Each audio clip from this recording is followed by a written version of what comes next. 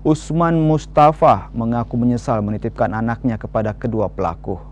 Menurut Usman, usai bercerai dari istrinya, ia hendak membawa keempat anaknya ke Sulawesi Utara tempatnya bekerja. Namun atas permintaan pelaku, ia menitipkan keempat anaknya kepada kedua pelaku yang masih bibi dan paman korban. Usman sering mengirim uang kepada pelaku untuk biaya hidup keempat anaknya dan tidak pernah menerima keluhan dari keempat anaknya saat berkunjung. Ayah korban kini meminta agar polisi menghukum pelaku dengan hukuman setimpal.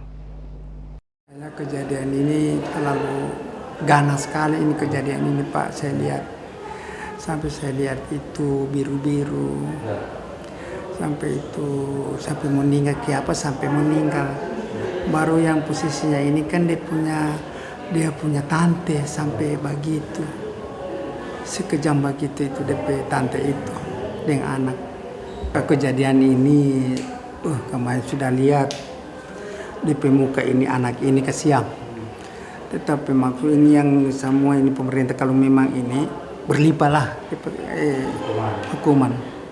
Kan dibunuh ini anak, diser bunuh itu. Jadi hukum seberat. Ya seberat-berat Pak.